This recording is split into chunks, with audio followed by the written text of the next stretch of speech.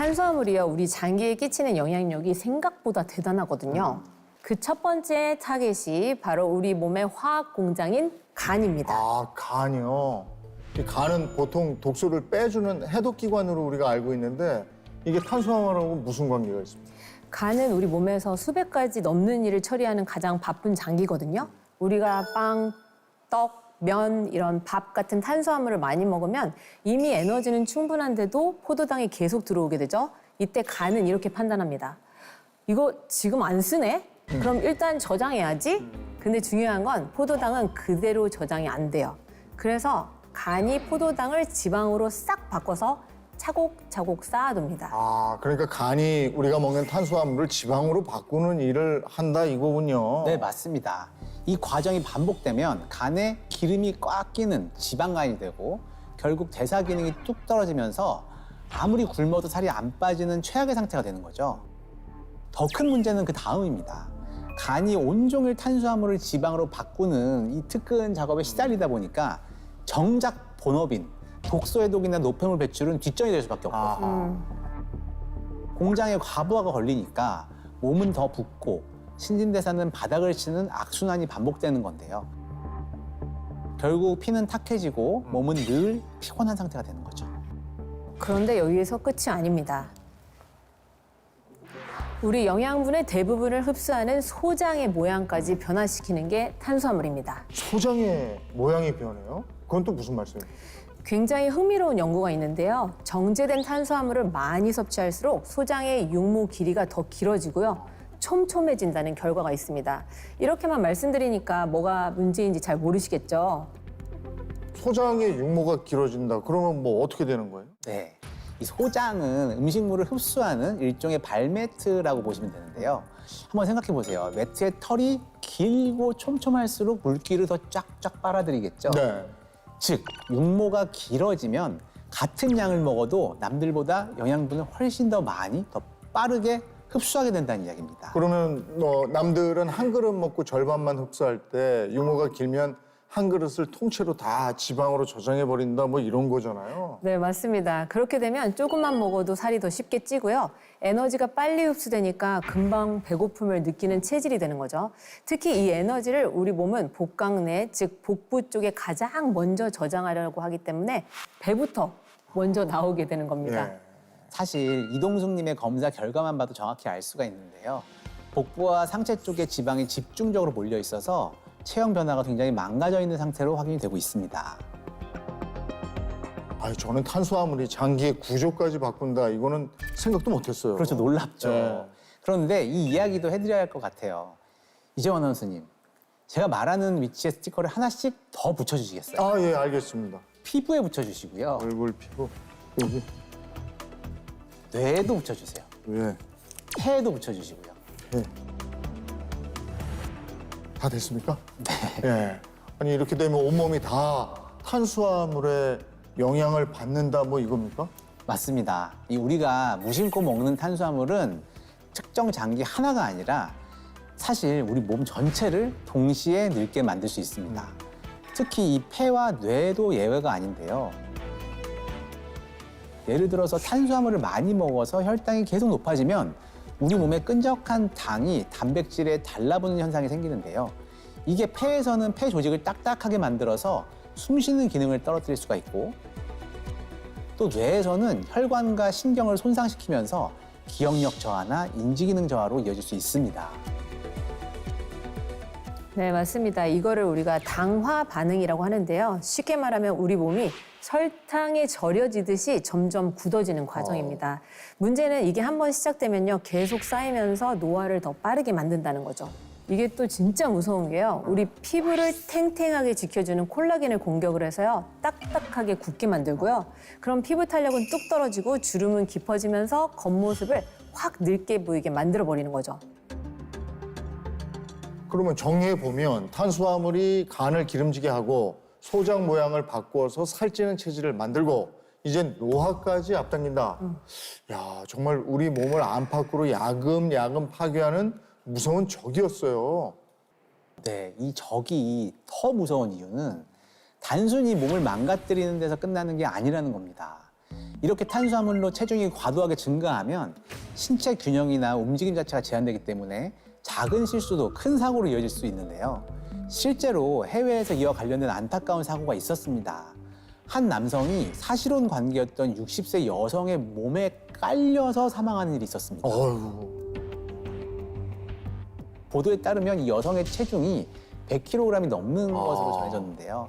침대에서 일어나던 중에 중심을 잃고 남성 쪽으로 넘어졌는데 침대와 벽 사이 좁은 공간에 갇혀서 스스로 몸을 일으킬 수가 없었던 거죠. 네. 결국에 이 체중에 눌린 남성은 당연히 움직일 수가 없었고 구조대가 도착했을 때는 이미 의식을 잃은 상태였다고 합니다. 아니 세상에 이게 정말 가능한 일인지 싶으면서도 한편으로는 가슴이 철렁하고 그렇습니다.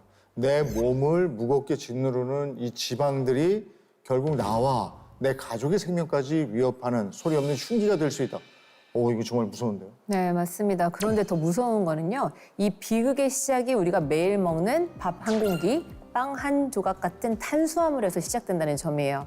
우리 몸이 탄수화물을 너무 잘 흡수하는 살찌는 체질로 변해버리면요. 누구나 이런 위험한 무게를 짊어지게 될 수도 있다는 거죠. 아니, 그럼 대체 어떻게 해야 되는 겁니까? 한국 사람 치고 밥, 빵, 면, 떡 안 좋아하는 사람이 어디 있어요. 이 먹는 즐거움 다 포기하고 그냥 그렇게 살 수도 없는 노릇이고 현실적인 대안이 정말 없는 겁니까? 그래서 저희가 오늘 이 자리에 모인 거겠죠.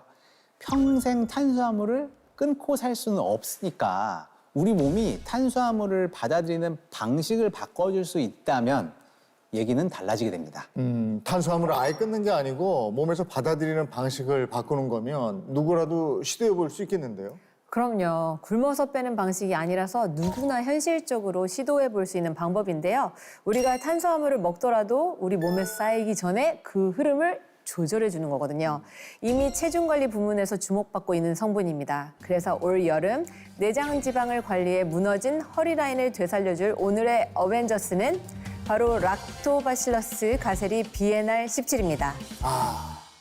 이제는 탄수화물을 이야기할 때 BNR17을 빼놓을 수 없을 것 같은데요. 주변에서도 굉장히 관심들이 높고 이렇습니다. 그렇죠. 이제 많이들 알고 계신데요. 이 BNR17은 거의 20년 전에 발견된 성분인데요. 이렇게 오랜 시간 동안 계속 주목받고 있다는 건 단순한 유행이 아니라 체중 관리와 관련된 데이터와 연구가 꾸준히 쌓여왔다는 의미로 볼 수가 있습니다. 그래서 지금까지도 체중 관리에 관심이 있는 분들 사이에서 꾸준히 언급되는 대표적인 성분 중 하나죠. 네, 저는 주변에서 얘기를 들어보면 특히 뱃살 때문에 찾는 분들이 많다고 그러더라고요. 이거 먹고 허리 라인이 달라졌다 이런 얘기도 자주 들리고요. 특히 BNR17 2주 체험단 분들이 공통적으로 많이 하는 얘기였습니다. 이제 더 이상 더부룩하지 않고 뱃살도 많이 빠지고 몸이 탄탄해졌어요. 요즘에는 소화도 잘 되는 것 같고 뱃살도 들어가고 혈액 수치도 개선되어서 너무 좋아요. 네, 실제로 이런 변화를 뒷받침하는 연구 결과들이 있는데요. 국내의 한 대학병원에서 비만인을 대상으로 BNR17을 섭취하게 했더니 허리둘레가요, 평균 95.4cm에서 90.4cm로 약 5cm나 감소한 것을 확인했습니다. 5cm면 약 2인치 정도거든요. 사실상 바지 사이즈가 2단계나 바뀌었다는 뜻이에요. 야, 이렇게 되면 뭐 저 작아서 못 입고 옷장에 묵혀놨던 바지, 또 단추가 안 잠겨서 포기했던 치마, 이거 다시 꺼내서 한번 딱 털고 입을 수 있겠는데? 그렇죠. 더 이상 그 고무줄 바지나 그 치마를 안 입으셔도 되는 거죠. 또 다른 연구에서도 BNR17을 섭취한 실험군에서 체중은 물론 엉덩이 둘레, 체질량 지수인 BMI에서 모두 유의미한 변화를 확인했거든요. 특히 이 복부 내장 지방의 감소가 나타났다고 합니다.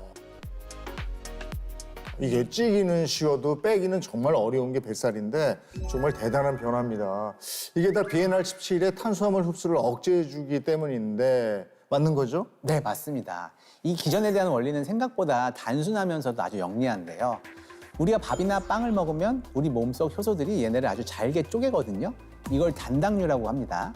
입자가 아주 작은 알갱이 상태라서 우리 몸에 쏙쏙 흡수되기가 너무 쉬운 거고요. 그런데 이때 BNR17이 나타나서 일종의 방어막을 치는 거예요. 몸속에 들어온 작은 단당류 알갱이들은 자기들끼리 막 엉겨붙게 만들어서요. 덩치가 엄청나게 큰 다당류로 성질을 바꿔버리는 거죠. 한마디로 탄수화물을 먹긴 먹었는데 지방으로 쌓이지 않게 아예 덩치를 키워서 퇴출해버린다 이거죠. 네, 맞습니다. 특히 탄수화물 섭취가 많은 한국인들에게는 아주 핵심적인 능력인데요. 우리 몸에서 어떻게 이런 변화가 이루어지는지 이해를 돕기 위한 영상을 준비했습니다. 먼저 인체 판내를 우리 몸, 붙어있는 흰색 소품을 지방세포라 가정하겠습니다. 그리고 파란색 액체를 단당류 탄수화물이라 가정하겠습니다. 단당류 탄수화물을 섭취했을 때 몸속에서 어떤 변화가 일어나는지 확인해 봤는데요. 지방세포가 점점 부풀어 오르는 게 보이시죠? 이번에는 단당류와 BNR17을 혼합한 초록색 액체를 다당류 탄수화물로 가정하겠습니다. 다당류 탄수화물을 섭취하자 지방세포의 크기에 변화가 없는 게 보이는데요.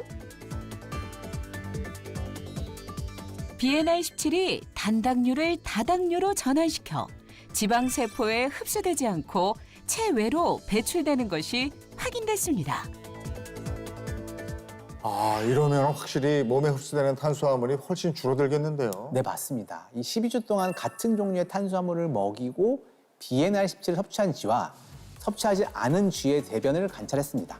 그 결과 BNR17을 섭취한 쥐의 대변 속 다당류 양이 섭취하지 않은 쥐보다 5배 정도 증가한 게 확인이 됐습니다. 이렇게 단당류를 다당류로 전환해서 배출해버리기 때문에 뱃살이 빠지면서 잃어버렸던 허리 라인을 되찾을 수 있는 거죠.